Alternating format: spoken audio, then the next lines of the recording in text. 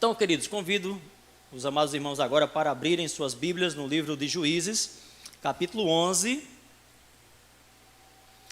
Vamos ler o versículo 29 ao versículo 40.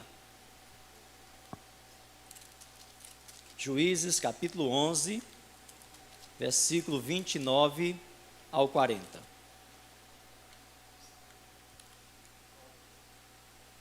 Jovens, eu avisei. Valeu, irmão Ricardo. Eu tinha falado para o irmão Ricardo me lembrar que às vezes eu acabo esquecendo de dar o aviso dos jovens, depois eu levo umas reclamações deles. Ok, irmãos, vamos ler, né? Então, capítulo 11 de Juízes, versículo 29 em diante. Então o Espírito do Senhor veio sobre Jefté e atravessou ele por Gileade e Manassés. Passando por Mispá, de Gileade e de Mispá, de Gileade passou até aos filhos de Amon. E Jefté fez um voto ao Senhor e disse: se totalmente deres os filhos de Amon na minha mão, aquilo que saindo da porta de minha casa me vier ao encontro, voltando eu dos filhos de Amon em paz, isso será do Senhor, e o oferecerei em holocausto. Assim Jefté passou aos filhos de Amon a combater contra eles, e o Senhor os deu na sua mão. E os feriu com grande mortandade, desde Amoer até chegar a Minite, 20 cidades, e até Abel-Queramim. Assim foram subjugados os filhos de Amon diante dos filhos de Israel. Vindo, pois, Jefté a Mispá, a sua casa, eis que a sua filha lhe saiu ao encontro com adufes e com danças. E era ela a única filha, não tinha ele outro filho nem filha. E aconteceu que, quando a viu, rasgou as suas vestes e disse: ah, filha minha, muito me abateste. E estás entre os que me turbam, porque eu abri a minha boca ao Senhor e não tornarei atrás. E ela lhe disse: meu pai, tu abristes a tua boca ao Senhor, faze de mim conforme o que saiu da tua boca. Pois o Senhor por ti executou vingança contra os teus inimigos, os filhos de Amon. Disse mais a seu pai: concede-me isto, deixa-me por 2 meses que vá e desça pelos montes e chore a minha virgindade, eu e as minhas companheiras. E disse-lhe: vai. E deixou-a ir por 2 meses. Então foi ela com as suas companheiras e chorou a sua virgindade pelos montes. E sucedeu que ao fim de 2 meses tornou ela para seu pai, o qual cumpriu nela o seu voto que tinha feito. E ela não conheceu homem, e daí veio o costume de Israel, que as filhas de Israel iam de ano em ano lamentar por 4 dias a filha de Jefté, o gileadita. Amém? Vamos orar. Senhor Deus, nosso amado Pai, em nome de Jesus, eu quero te agradecer, Senhor, por esse texto das Sagradas Escrituras que lemos. E pedimos, ó Deus, que o teu Santo Espírito nos dê graça, nos ilumine nesse momento em que vamos transmitir a tua santa palavra. Nós oramos e pedimos a tua direção e iluminação em nome de Jesus. Amém. Queridos irmãos, texto desta natureza, que a princípio, não é, sugere ir de encontro a outros textos e princípios, exige que nós façamos algumas perguntas pertinentes ao próprio texto e ao seu contexto, e com humildade seguir o caminho da graça. Por essa razão farei algumas perguntas e também algumas afirmações. Primeiro, o que Jefté prometeu? Sacrificar apresentarem holocausto no sentido literal, aquele holocausto com derramamento de sangue. Foi isso que Jefté fez. E aí você pode estar perguntando, pastor, e porventura existe algum holocausto, algum sacrifício sem que seja sangrento? Sem que haja necessidade de derramar sangue? Segundo alguns estudiosos da língua hebraica, sim. A palavra holocausto, ou sacrifício, também podia significar uma entrega total, uma consagração, uma oferenda, sem necessariamente representar um holocausto sangrento. Isso, segundo alguns estudiosos que se dizem conhecer bem a língua hebraica. Mas conforme as Escrituras, esquecendo mesmo esta possível interpretação ou entendimento de que a palavra sacrifício ou holocausto nem sempre, quando alguém pronunciava, significava necessariamente o derramamento de sangue. É fato que, quando se pensava em sacrifício e em holocausto, e quando nós usamos essas palavras hoje, nos remetemos ao Antigo Testamento, não tem como não vir à nossa mente aquela cena realmente do sangue sendo aspergido, sendo derramado sobre um altar.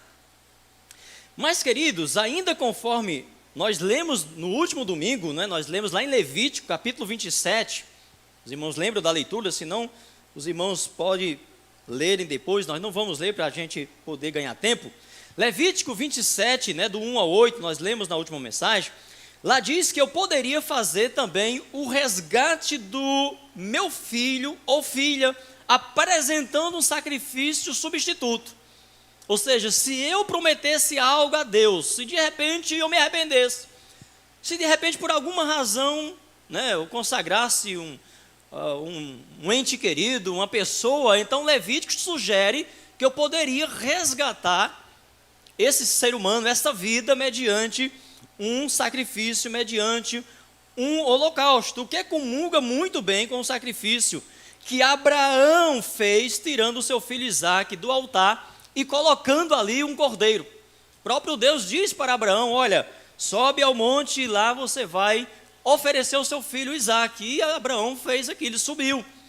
E lá no ato, naquele momento crucial, Isaque foi tirado do altar. É claro que Abraão não havia feito um voto, Deus que havia pedido.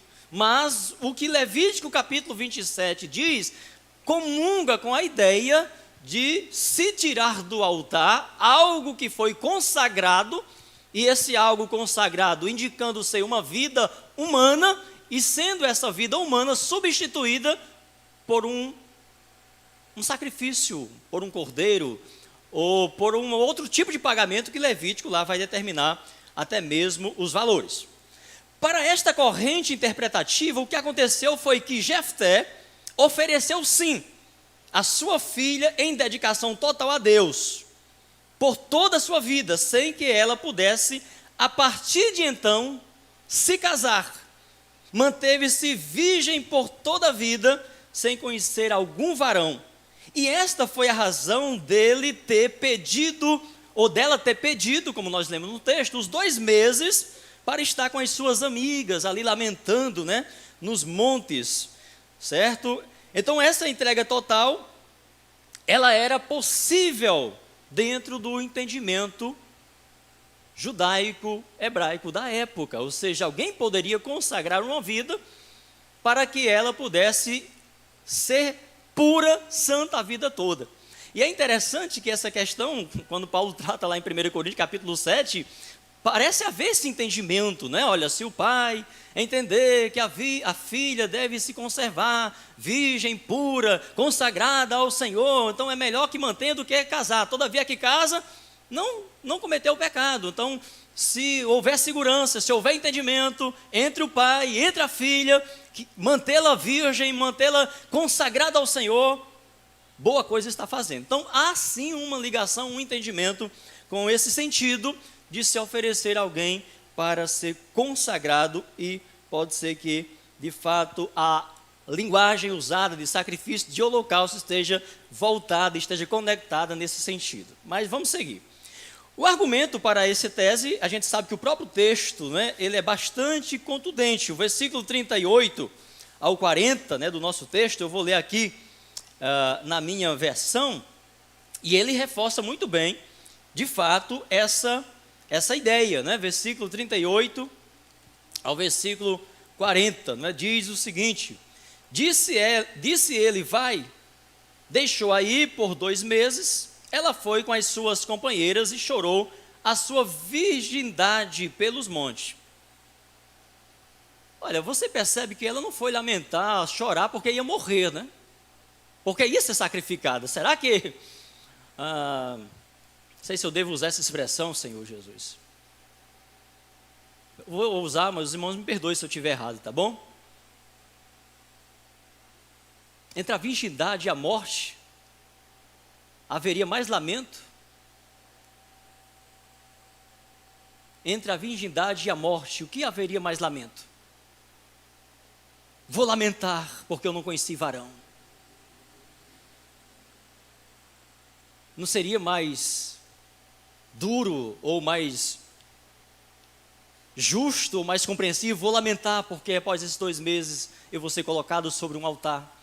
Meu pai ou alguém vai descer o cutelo, eu vou perder a minha vida. Só para você refletir, se a colocação não foi sábia, me perdoe. Daí veio o costume em Israel de as filhas de Israel irem de ano em ano a lamentar por 4 dias a filha de Jefté. Para estes, meus irmãos, a palavra que ocorre no original, segundo os estudiosos aí da língua, para lamentar, está em algumas versões, a minha está lamentar aqui, mal empregada ou talvez mal interpretada, pois o sentido literal seria ensaiar, comemorar, lembrar. Ou seja, as filhas de Israel, em memória, em lembrança, ao que a filha de Jefté fez, consagrando toda a sua vida por sua virgindade, sem conhecer varão, sem se casar. Então esse costume passou a existir entre Israel, em que as filhas de Israel também iam, todos os anos, fazer essa lembrança, né? Lembrar, comemorar o que a filha de Jefté, atendendo e obedecendo o voto do pai, se dispôs voluntariamente. Pai meu, você fez o voto, então mantenha o seu voto, eu estou aqui para servir. Porque é duro você imaginar, né? No momento nós estamos conjectando, viu, irmão? Nós vamos chegar no final e a gente conclui, porque eu sei que até hoje há essa conversa. Jefté sacrificou mesmo a filha, ou você já tinha 100% que sim ou que não? Então esse é um assunto que ainda hoje gera, né, essas discussões. Então, o fato é que ela obedeceu de prontidão. Pai, olha, tudo bem. Permite tão somente que eu lamente. Eu sonhava com um casamento. Agora eu estou eu mesmo conjecturando aqui. Eu sonhava tanto, meu pai. Se ela tivesse que relatar mais, com um casamento, ter o meu príncipe encantado, ter a minha família. Mas já que o senhor fez o voto, meu pai, então cumpra o seu voto. Só me permita, só me dê um tempo para eu estar com as minhas colegas. Se a gente pensar por esse caminho, então significava dizer também que o voto, essa consagração, isolava essa moça totalmente das amigas, não é?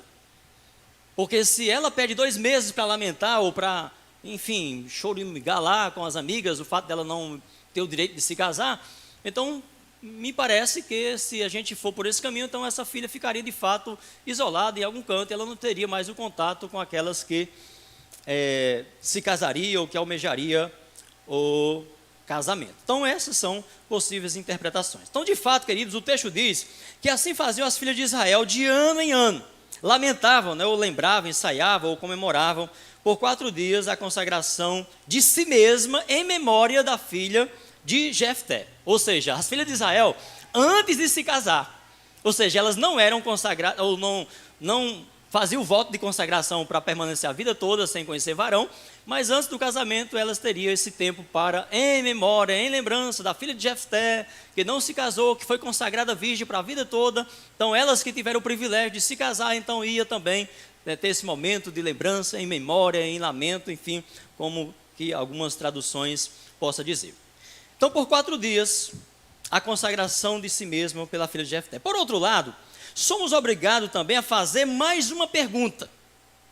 Se o que tinha na mente de Jefté, meus irmãos, não era um holocausto sangrento, então por que ele lamentou ao ver sua filha vindo ao seu encontro?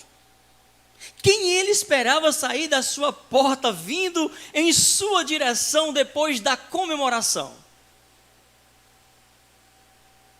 Pastor, não vai dizer que ele esperava sair a sogra, né, pastor? Quem ele esperava sair da porta? Porque o texto vai dizer que ele só tinha essa filha, era filha única, não tinha um homem, não tinha outra moça, era filha única e não tinha outro filho, o texto vai dizer. Era filha única e não tinha outro filho. O texto diz que ela era filha única, então será que em sua casa habitava somente sua filha e sua esposa? Mas e se tivesse saído a esposa, como explicar que o voto de Jefté se referia a uma consagração da virgindade da filha, da pureza de quem ele consagrou? Penso, meus queridos, que por conta destas perguntas difíceis de responder, é que alguns preferem acreditar que Jefté esperava que saísse mesmo da sua porta uma ovelha, um animal próprio para sacrifício. Será que o que estava na sua mente no ato do voto seria mesmo um cordeiro? Mas e se era isso que ele tinha em mente? Então, meus queridos, o problema estava resolvido. Automaticamente ele não deveria cumprir o voto em sua filha. Se na sua mente, ele pensava, quando disse: Deus, olha, o primeiro ser vivo que sair da minha porta, vindo ao meu encontro. Poxa, mas também saiu um animal comemorando, batendo palma, é estranho também. Eu vou te oferecer em sacrifício. Então, se o que Jefté tinha na sua mente, que ele pensava, era um animal, então ele não deveria realmente ter lamentado tanto o fato de ter sido a sua filha que veio ao seu encontro. Ele não deveria cumprir o voto na sua filha. Ele não precisava cumprir aquele sacrifício, afinal Deus conhece os nossos corações e intenções do coração.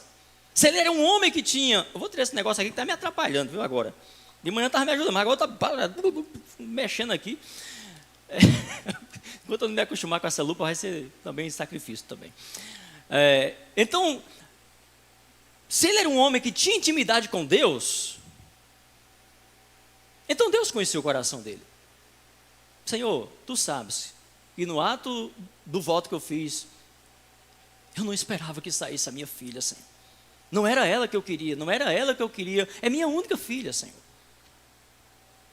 Mas e por que, meus irmãos, deveria então sair um animal da porta da casa de Jefté?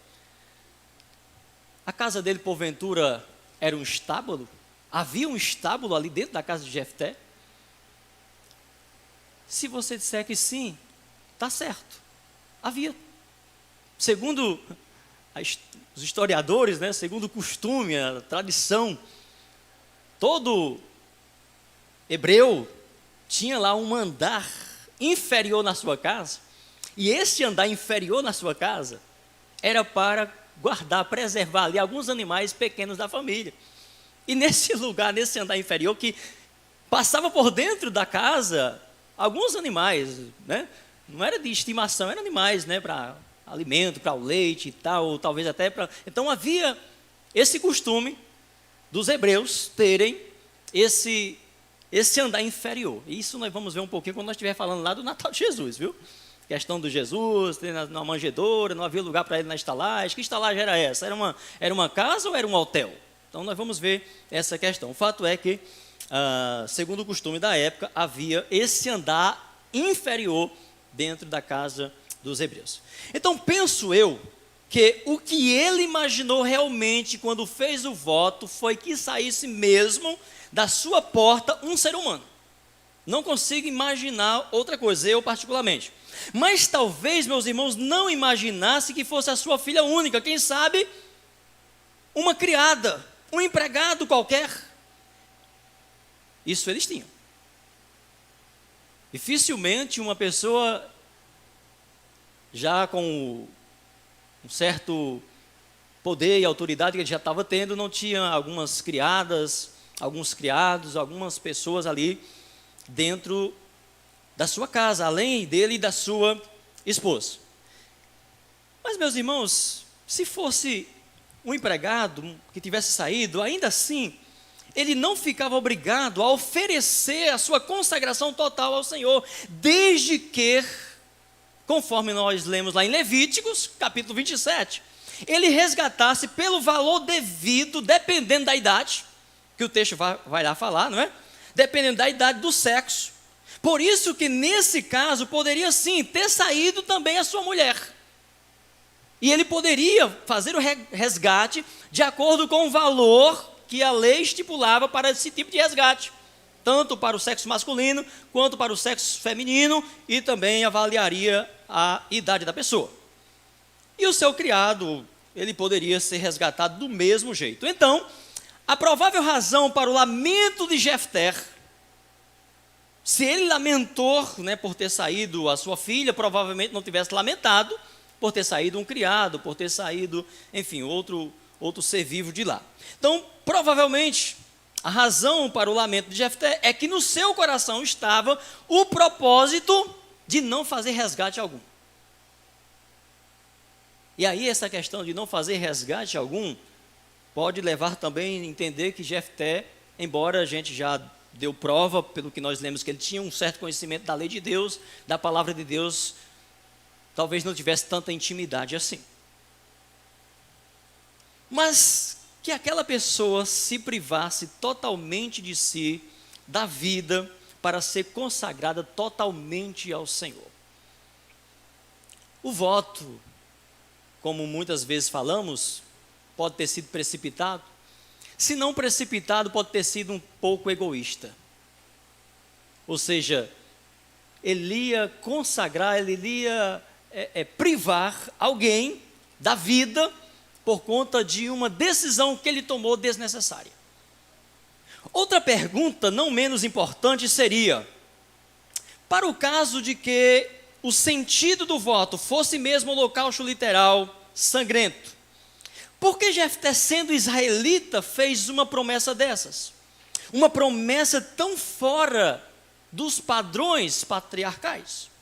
Afinal, Deus abomina o sacrifício humano. A lei já havia sido promulgada para eles, esta é a dispensação da lei. Ela ainda estava bem fresca aos ouvidos de todo hebreu que estava vivendo ali no período dos juízes, conforme está em Deuteronômio capítulo 12, versículo 31. A lei ali é muito clara. Então, queridos, isso fica claro que Jefté, apesar de conhecer os trâmites da lei moral, ética e cerimonial, especialmente quando vimos argumentando com o rei de Amon sobre os direitos de Israel, quanto à posse da terra, mas relacionalmente, intimamente, Jefté parece não conhecer o próprio Deus que o levantou ou que o designou naquele momento para libertar o povo de Israel. Por isso o seu voto até hoje causa tantas controvérsias entre o povo de Deus. Jefté estava muito influenciado pela cultura da sua época. Isto é fato. Não podemos negar, não somente ele, mas quase todo Israel foi contaminado. E esse era o motivo da opressão. Bem que o Senhor tinha advertido. Deus deu mandamentos claros antes deles entrarem em contato com aqueles povos pagãos, que era natural para eles oferecerem seus próprios filhos em sacrifícios, em holocaustos aos deuses. Então há uma possibilidade de que a cultura pagã, a qual Jefté estava envolvido antes de assumir esse posto de juiz de Israel, os irmãos sabem onde ele estava antes, ele pode sim ter sido influenciado. E é possível que esta influência tenha feito com que Jefté, naquele momento, tenha realmente pensado na possibilidade de um sacrifício humano.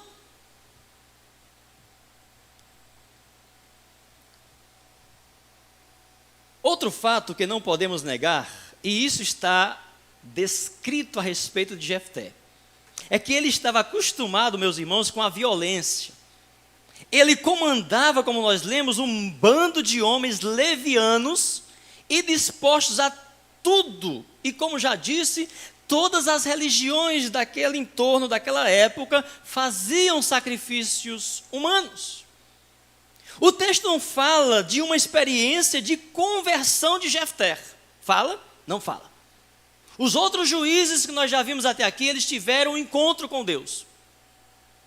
Eles estavam vivendo no meio do povo de Deus, os juízes que nós vimos, estavam talvez distantes de Deus, tanto quanto o povo, diferente de Jefté, que tinha sido expulso do meio do seu povo, estavam vivendo com homens levianos, dispostos a qualquer coisa para manter ali o seu sustento, a sua dignidade. Então os juízes que nós vimos anteriormente, eles tiveram uma conversa, um encontro com Deus, diferente de Jefté. O texto só afirma que o Espírito de Deus se apoderou dele para enfrentar os amonitas, mas isto aconteceu, meus irmãos, ou acontecia com todos que se levantasse ou que fosse indicado por alguma tribo de Israel para liderar o povo. Nós vimos isso, que causou até espanto, né, quando alguém viu, já no tempo dos reis, Saul profetizando, né? Olha, Saul está entre os profetas e tal. Por que ele estava profetizando? Porque ele havia sido eleito ali, indicado para ser o rei.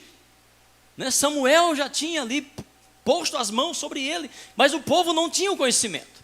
Então, quando alguém era colocado nessa condição de juiz, de rei de Israel, reis profanos, terríveis que a história mostra, eles também recebiam, para um determinado momento, a presença de Deus.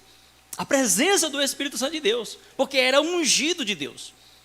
Então, quando o juiz Jefté foi ali, digamos, eleito pela Assembleia dos Hebreus ali, e estava decidido ali enfrentar os amonitas, inimigos do povo de Deus, veio o Espírito sobre Jefté.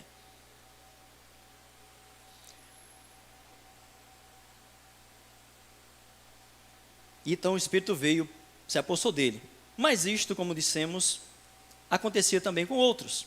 Apesar de Jefté, meus irmãos, ter sido levantado por Deus, parece que Jefté não conhecia o próprio Deus. Ele foi mais influenciado pela cultura do seu tempo do que pelas Escrituras. Um homem distante de Deus, um homem distante das Escrituras normativas, é capaz de fazer coisas absurdas em nome de Deus. E isso não é diferente no nosso meio hoje. Dentro da nossa cultura, dentro da nossa cristandade que se chama por Cristo, que se chama por Deus, nós sabemos dos absurdos, das loucuras que se fazem hoje. Eu até pensei, mas não deu tempo de trazer um videozinho com algumas loucuras, mas não deu tempo, eu pedi para os meninos da mídia preparar ali, com algumas loucuras que as pessoas fazem em nome de Deus. E aí eu pensei, dentro do cristianismo, dentro do catolicismo, do meio evangélico, as loucuras que se fazem em nome de Deus, gente. Loucuras. Gente se retalhando em nome de Deus, se cortando, oferecendo sacrifício, fazendo promessa, gente caindo em altar, e tudo em nome de Deus.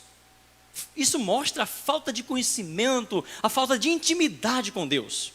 E é possível que uma pessoa dessa, hoje eu não digo, não vou confirmar 100%, mas dizem aí alguns que estão cheios do Espírito Santo naquele momento, a gente duvida disso, mas o fato é que no Antigo Testamento, o Espírito o homem para poder ter essas vitórias, ele não teria sem essa força divina, sem essa presença divina. E isso não significava necessariamente que essa pessoa, ela desenvolveu, por isso que vinha o desvio, por isso que vinha a queda logo em seguida, muitas vezes.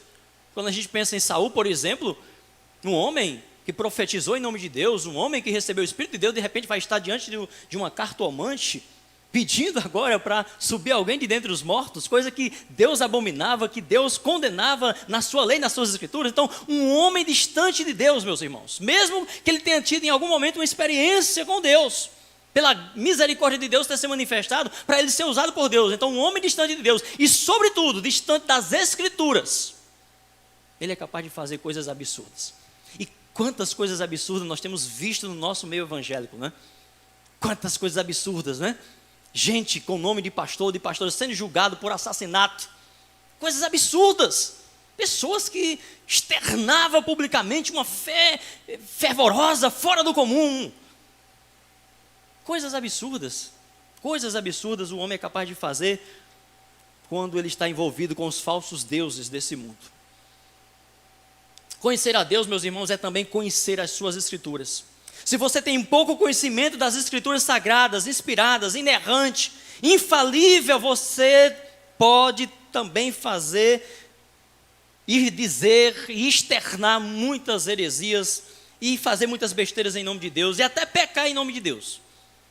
Olha para a realidade do nosso povo idólatra, né, que se diz cristão. Olha o que eles fazem, o que eles são capazes de fazer em nome de Deus. Falam de Deus, faz até de vez em quando coisas boas em nome de Deus, mas ao mesmo tempo decepcionam muito, porque lhes faltam o conhecimento das Escrituras. Falta o entendimento que só as Escrituras na sua totalidade conferem. É isso que o próprio apóstolo Paulo fala a respeito dos israelitas, dos seus patriotas ali, conforme está lá em Romanos capítulo 10, versículo 2.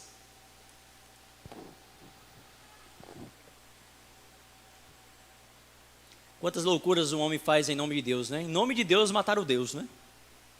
Em nome de Deus rejeitar o Deus. Pois lhes dou testemunho de que tem zelo de Deus, mas não com o entendimento. O voto feito às vésperas da vitória, garantida pelo Espírito de Deus, que dele tomou posse, que dele tomou conta e lhe deu força e coragem para enfrentar o inimigo, pode estar ligado, meus irmãos, a isto, a falta de entendimento, ao costume dos votos pagãos. Mas isto não significa que Jefté foi até o fim com o seu voto de sangue, caso fosse este o propósito da sua mente ao fazer o voto.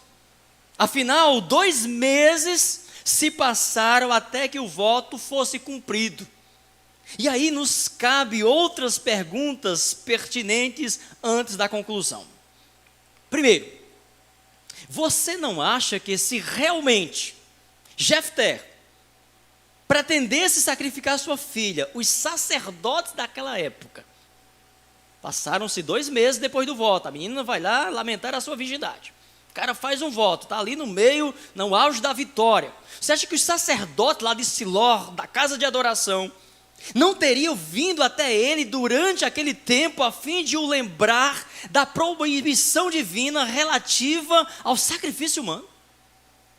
Será que a classe sacerdotal, meus irmãos, estavam tão insensível assim, ao ponto de um líder dentre eles, um juiz levantado, ter feito um voto de sacrificar, de apresentar no altar um sacrifício humano, como faziam os filisteus, como faziam os amonitas, como faziam todos aqueles povos, e esses sacerdotes não advertir, não chegar para eles com a Torá e falar: Jefté, olha, tem um jeito, se você tinha no teu coração fazer isso, isso não é prática nossa, você pode resgatar, você pode se arrepender, isso é loucura.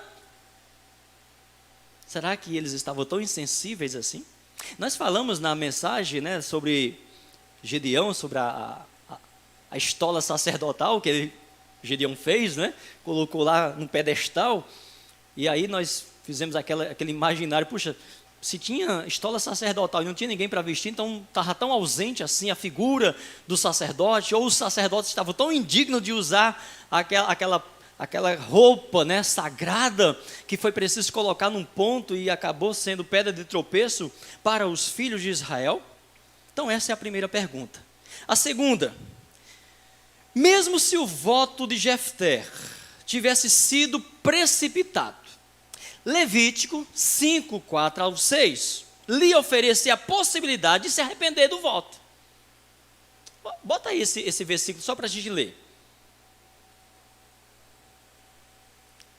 Ou quando alguma pessoa jurar, pronunciando, agora eu vou botar um negócio aqui, pronunciando temerariamente com os seus lábios, para fazer mal ou para fazer bem,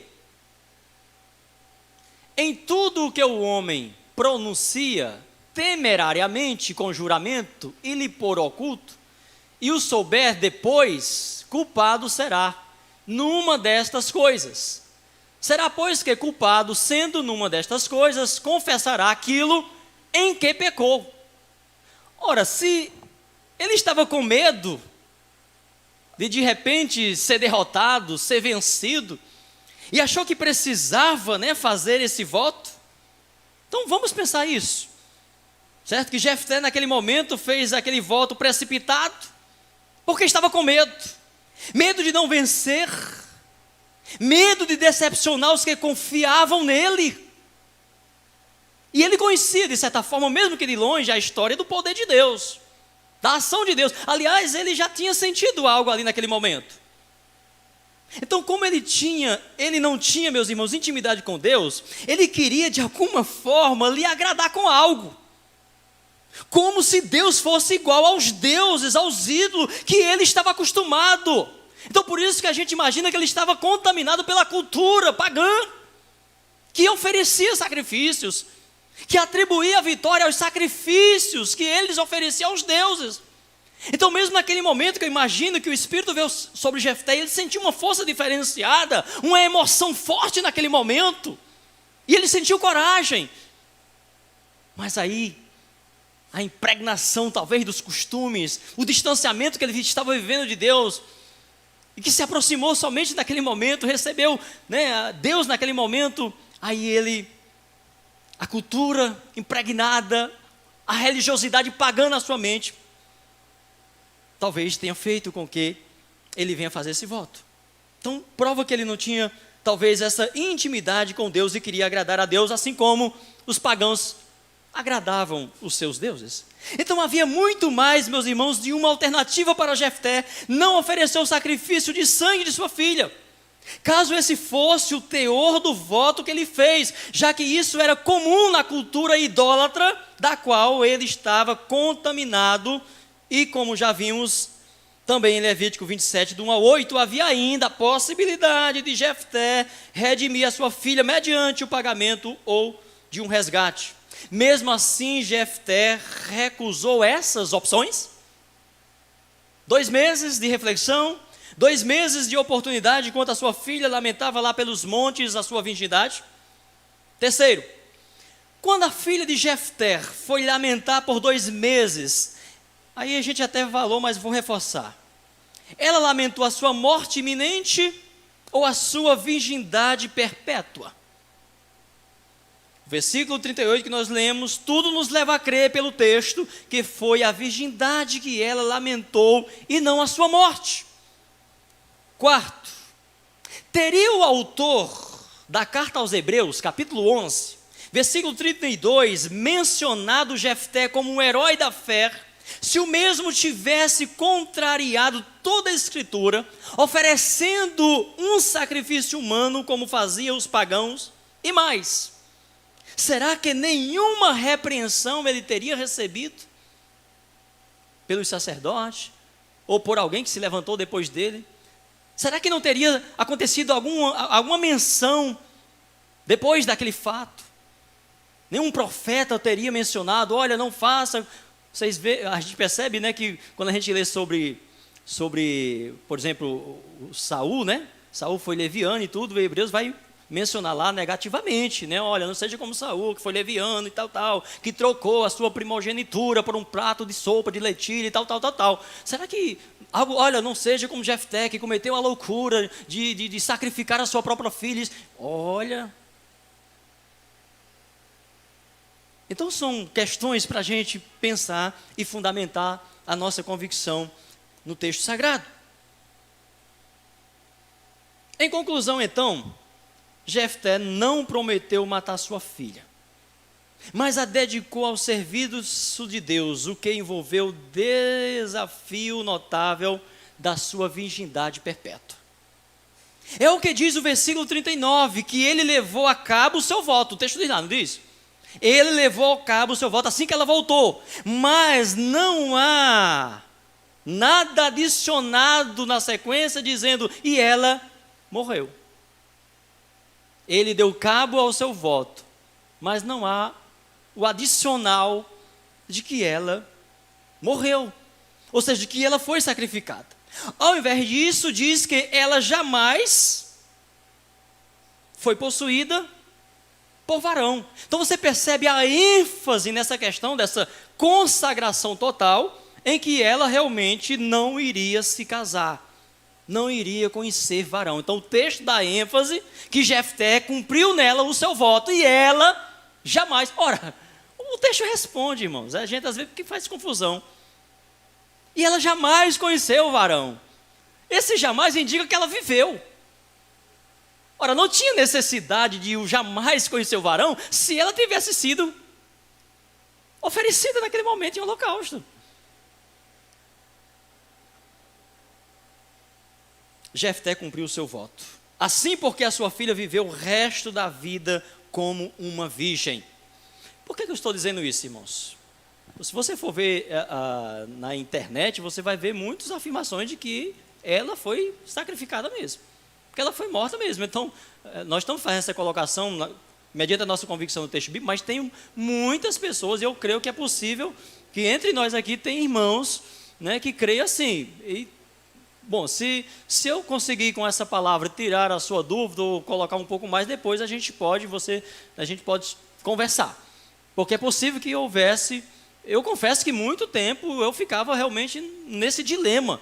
Puxa, Jefté sacrificou mesmo e tal. E aí eu pensava muitas vezes, né, sobre essa questão. Puxa, é possível que ele tenha feito isso, porque afinal ele foi tão influenciado pela cultura da época e tudo mais e tal. Então vivia no meio dos pagãos. Mas isso aí geraria realmente um destroço muito grande, certo? Se o Jefté tivesse feito esse sacrifício. Com isso não significa que ele não estava, o ato do voto em si foi resultado dessa influência com os pagãos que faziam esses votos, tá bom? Mas uma coisa, meus irmãos, eu preciso dizer, o que não anula a outra. Este juiz muito nos ensina sobre o perigo de sermos influenciados pela cultura pagã presente. Nós corremos este perigo de fazermos a mesma coisa. Infelizmente, nós somos mais influenciados pela cultura do nosso tempo, como em viver dominado pelo dinheiro, que é um falso Deus nessa nossa cultura, e argumentamos que isso não tem problema nenhum. O sexo, os relacionamentos sexuais fora do padrão de Deus, fora do casamento, também é tão comum por conta da cultura que está impregnada na mente das pessoas, em detrimento do que diz o santo mandamento de Deus. Ou seja, nós corremos o risco, se nós não nos voltarmos para as Escrituras, se nós não nos voltarmos para o princípio, nós sermos engolidos pela nossa cultura, que hoje abertamente professa e pregam pelos telhados de que não tem mais nenhum problema a jovem perder a sua virgindade se não for com o seu marido. Ou seja, não tem nenhum problema ter relações sexuais fora do casamento, o jovem. Então, hoje o mundo vive assim. E eles querem realmente colocar isso para dentro da igreja. Infelizmente, tem pessoas que vivem dentro da igreja assim.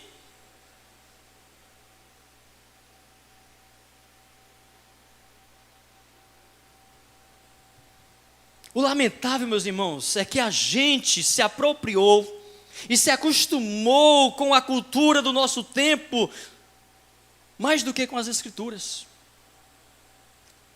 Por isso, há tantas concessões pecaminosas no meio do povo de Deus, julgo desigual, divórcio comum, como faz a cultura presente, paixões efêmeras, disputas, contendas por poder, política, litígio entre os irmãos, disputa entre patrão e empregado crente. Então, tudo por conta de nós estarmos mais sendo contaminado, mas sendo conduzido pela cultura, pelos costumes pagãos, do que pela palavra, do que pelos princípios. O apóstolo Paulo vai nos fazer este alerta, né, tão conhecido e tão relembrado por nós aqui em Romanos 12, versículo 2, né? Não vos conformeis com esse século, não vos conformeis com esse mundo, senão você vai realmente ser moldado por esta cultura, por este mundo. Se conformar com este mundo é o mesmo que tomar a sua forma, é ser massa na forma do mundo. Quando você se deixa ser massa na forma do mundo, você se acostuma a viver da forma que o mundo quer. E é exatamente isso que está acontecendo, e era esse brado de Paulo no seu tempo e muito mais hoje: não vos conformeis com este mundo, com este século. Não se deixe ser uma massa de manobra, ser colocado nesta forma, porque se você for colocado, quando você sair dessa forma, você vai ser parecido ou igual, semelhante ao mundo. Uma forma faz isso, pega uma massa, coloca numa forma de bolo, tira, pronto. Isso é se conformar, isso é o que o mundo quer fazer, que você possa se dobrar, ser maleável, de modo a ser colocado nesta forma. Jefté foi dominado, meus irmãos, influenciado por estas culturas, por estas religiões. Ele achou que precisava comprar o favor de Deus, achou que precisava mostrar para Deus como Ele é fiel, e que a vitória depende dos nossos sacrifícios, das nossas promessas e oferendas. Mas o que Deus pede, meus irmãos, não é sacrifício, não é oferenda. Deus pede obediência, sujeição à sua palavra, e parece que isso Jefté não conhecia. E quando nós sofremos naturalmente as consequências, porque dele a vida se sustenta de fato. O voto de Jefté, independente de tudo que já argumentamos em perguntas e afirmações, parece que Jefté não tinha a mínima noção de quem era o Deus da graça. Ele estava muito influenciado pelos falsos deuses da sua época, que exigia favor, exigia algo que eu preciso fazer para comprar o seu favor. É como que dissesse: não basta ser cheio do Espírito Santo. Eu sei, eu tenho que oferecer algo, eu tenho que mostrar que eu sou capaz. Hoje, o Evangelho da Graça está andando aí ao lado desse evangelho que alguém disse que é da graça, mas que está mais motivado pelas obras do que pela graça. Ou seja, eu sou salvo pela graça, mas eu preciso fazer algo, eu preciso oferecer um sacrifício, eu preciso, e você vê claramente que as pessoas gostam de fazer esse sacrifício, de serem realmente encorajadas a trazer sacrifício, a fazer isso, porque parece que elas não acreditam que a graça é suficiente. Elas precisam apresentar algo que eu já ouvi pregador: você precisa chamar a atenção de Deus, eu tenho que chamar a atenção de Deus, não basta, a graça não é suficiente. E eu penso que Jefté deve ter pensado isso. O cara foi cheio do Espírito Santo, a vitória já era certa, mas ele queria ali diante dos seus mostrar que ele era um homem de fé de verdade, mostrar que ele tinha algo para dar para Deus também. Senhor, olha, se o Senhor me der essa vitória, eu vou te dar. Não é isso que fazem hoje, irmãos? E onde é que está na Bíblia esse tipo de evangelho, esse tipo de... Nem no Antigo Testamento era assim, nem no Antigo Testamento era assim. Mas Jefté fez isso, esse voto, essa oferenda, essa decisão, por conta de que ele estava realmente contaminado pela cultura religiosa, pagã da época, como o nosso mundo evangélico está hoje, né? O que eu ofereço a Deus, meus irmãos, não pode ser nem antes, nem depois motivo de lamento. O que eu ofereço a Deus não pode ser nem antes, nem depois motivo de lamento, de tristeza, como aconteceu com Jefté. Como que eu ofereço algo a Deus depois? Tu és a razão da minha tristeza, da minha amargura. Eu deveria estar comemorando hoje a vitória. Deveria mesmo estar comemorando. Não precisava você ter feito. Aí tem pessoas hoje que vivem também com esse fardo, com essa tristeza enfadonha, porque não se deixou ainda ser liberto, não se deixou ainda ser alcançado, ser abraçado por essa graça, e vive fazendo sacrifício, tentando apagar os pecados. Será que nós conseguiríamos, meus irmãos, tirar a nossa culpa, apagar os nossos pecados mediante as nossas oferendas, mediante os nossos sacrifícios? Não vai conseguir. somente a graça. E quando nós somos alcançados pela graça, meus irmãos, nós seremos fiéis a Deus, sem precisar prometer nada para Ele. Para Ele nos abençoar, eu não preciso prometer absolutamente nada. Só preciso ser fiel. E esse ato de fidelidade é um ato da graça de Cristo. É um ato da graça de Deus, não é nenhum sacrifício. Por isso que cultuar a Deus, adorar a Deus, participar do reino de Deus, da obra de Deus, não é fardo, não é algo pesado, tem que ser algo prazeroso. Algo que resulta em crescimento para a minha vida. Eu sempre costumo dizer que nós nos reunimos aqui no culto, quando nós fazemos convocação, estamos aqui, nós não estamos aqui tentando ganhar o favor de Deus, alcançar algo de Deus, nós estamos aqui por gratidão, é graça. Ou seja, nós não estamos buscando nada. Venha buscar a bênção, hoje é dia de buscar a bênção, traga isso, traga, você vai receber. Não! Nós não estamos aqui em busca de bênção, nós já fomos abençoados, diz Efésios capítulo 1, com toda sorte de bênção. Não preciso estar me rastejando atrás. Deus vai me abençoar à medida que eu sou fiel, e a minha fidelidade a Deus não é pensando em ser abençoado, é aquela fidelidade por gratidão, meus irmãos. E isso traz um alívio tão grande que nós precisamos experimentar. O que eu ofereço a Deus não pode, nem antes nem depois, causar tristeza na minha vida. Quando fazemos algo que Deus não pediu, acontece isso. Quando fazemos algo que Deus não pediu, acontece isso. Tristeza. Gente que faz voto. Eu conheci alguns irmãos em outro tempo, aqui não, que diziam, olha, e ficava fazendo voto. Se Deus me der isso, eu vou passar a partir de X dias ser dizimista. Eu vou passar esses dias ser ofertante. Se eu me aposentar, se eu conseguir. Mas a pessoa ganhava algo antes e nunca era. Já ganhava algo antes. Mas ela queria algo mais para poder garantir que ia ser fiel. E vinha, mas não tinha jeito. Porque esses votos, meus irmãos, em algum momento vai cair por terra. Em algum momento você não vai conseguir carregar o fardo, porque eles são pesados demais. Você vai querer cobrar de Deus, e aí é desproporcional demais. Querer cobrar alguma coisa de Deus é muito desproporcional. Uma figurazinha, um pozinho que nem a gente, querer agora ficar cobrando, batendo contra Deus, atrás de algo que Ele prometeu quando Ele não prometeu nada. Eu que estou dizendo, alguém me ensinou errado que Ele me prometeu isso, me prometeu aquilo. E aí realmente muitos se desviam, se angustiam, se desesperam. E alguns até entram na justiça para reter de volta o que ela deu na igreja lá. Porque foi ensinado dessa maneira, dessa forma.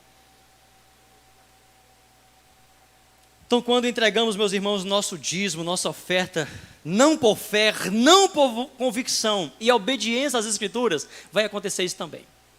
Vai acontecer a tristeza depois, talvez até o arrependimento. Puxa, tanto tempo sendo dizimista, sendo fiel.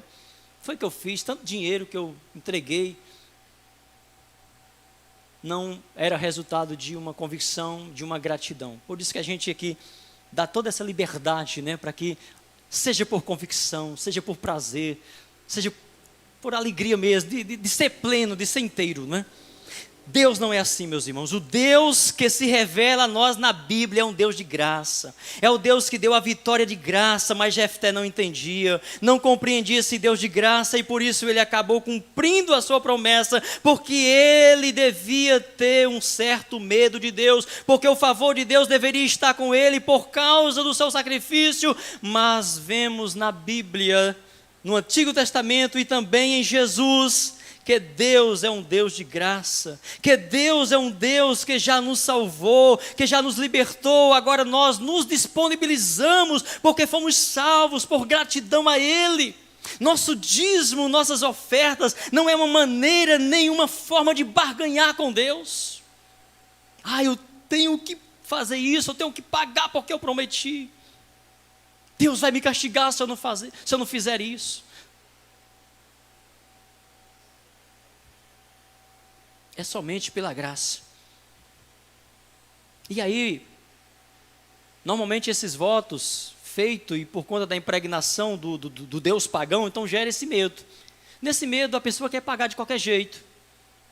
E aí quando a gente afirma que Jefté pagou o voto, não é que ele sacrificou.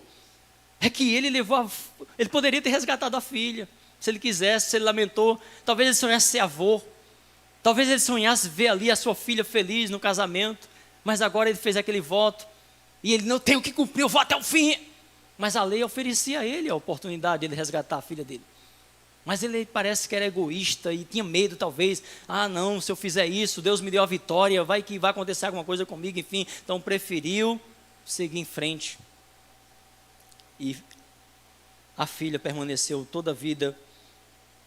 Não que isso não fosse belo, se realmente o propósito comungasse realmente com aquela intimidade, né? Com aquele prazer, com aquela satisfação com Deus, né? Então, queridos, quando nós não conhecemos a Deus, quando nós não meditamos, não somos reflexivos, não examinamos toda a Escritura, todo o conselho de Deus, ainda que Deus nos use, ainda que Deus nos levante, nós ainda podemos fazer coisas absurdas fora do padrão de Deus. Para Deus e em nome de Deus, assim como fez Jefté. Assim como faz os racionais ou os radicais islâmicos em nome de Deus hoje e muitos outros membros de outras religiões e talvez até da nossa igreja. Geralmente depois que um juiz libertava o seu voto, vinha aquela situação de que o povo viveu em paz durante tantos anos, não é isso? Todos os juízes que nós lemos até agora, no final diziam, e o povo viveu em paz 18 anos, e o povo viveu em paz 20 anos, e o povo viveu em paz 40 anos. Mas na história de Jefté é diferente. E isso, meus irmãos, confirma exatamente tudo que falamos até aqui sobre Jefté. Porque não termina aí, Jefté entra em guerra com o seu próprio povo. O capítulo 12 vai nos mostrar isso. Nós vemos um conflito de Jefté com os efraimitas, que era o próprio povo de Deus. Eles entram em guerra, uma guerra civil acontece ali e Jefté mata os seus próprios irmãos. É claro que eu não serei aqui defensor dos efraimitas, que não nos parece ser uma tribo, bem complicada e confuseira, ou tribuzinha confuseira, meus irmãos, é essa dos efraimitas. Capítulo 12, aí do versículo 1 ao 4, nós estamos encerrando, diz que os efraimitas, com ciúme da vitória, reclamaram que não foram chamados para participar da batalha. Parece até o replay da reclamação que eles fizeram com Gideão, dizendo que não foram chamados para lutar contra os midianitas. Os efraimitas escarneceram do povo de Jefté, os gileaditas, dizendo que eles não passavam de fugitivos de Efraim. Eram implicantes mesmos. E faziam isto sem causa justa, pois em ambos os casos, tanto no caso de Gideão, quanto no caso agora de Jefté, eles foram chamados para estarem juntos. Mas eles faziam questão de criar um problema. Então não teve jeito, Jefté, como não tinha nenhum problema com a violência, parte para o ataque a seus próprios irmãos, e a carnificina, mais uma vez, foi terrível entre essas duas tribos, a tribo de Gileade e a tribo dos efraimitas. Depois de dominado, alguns escaparam, mas não podiam voltar porque Jefté havia bloqueado os vales do Jordão, ou seja, as partes rasas do rio, Jefté bloqueou. E Jefté criou ali uma espécie de senha. Todos que vinham para passar pelo rio, Jefté fazia a pergunta: você é gileadita? E eles diziam: sou. Então pronuncia a palavra Shibolete. Aí eu lembrei do negócio do berrar lá, irmão Ricardo. Aí os efraimitas não sabiam chamar a palavra Shibolete. Eles faziam Sibolete. Não conseguiam pronunciar Shibolete. E aí era degolado. Você sabe quantos foram mortos aqui?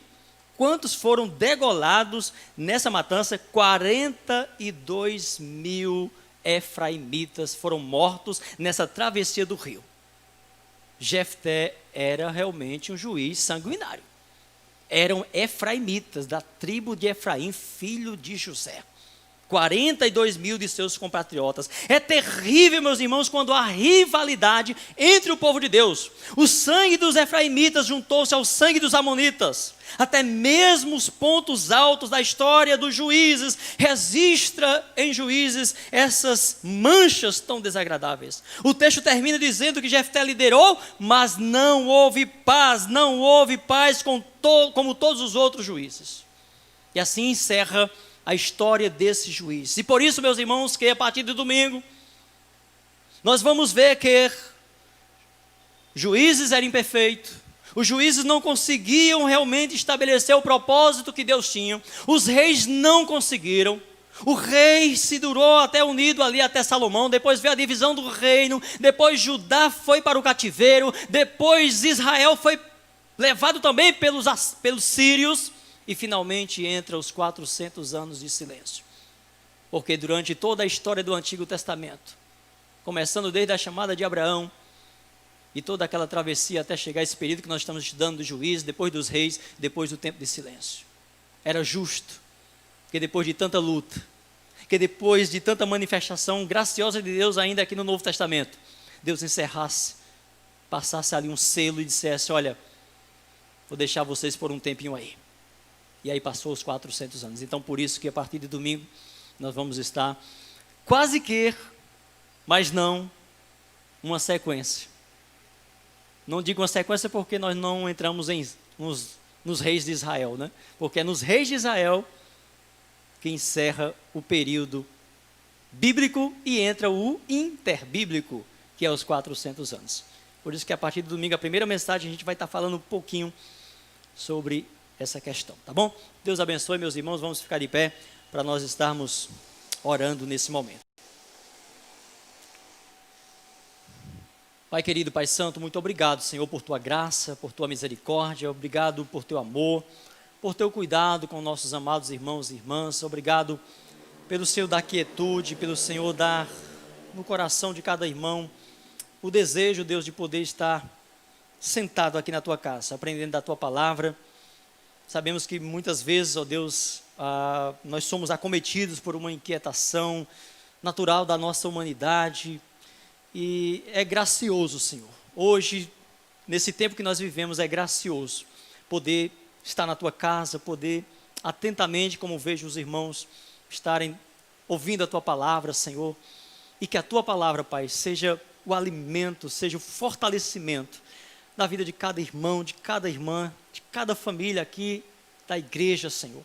E o Senhor esteja fortalecendo essa igreja, e o Senhor esteja nos abençoando, meu Pai, nesse mês de dezembro que vamos iniciar esta semana.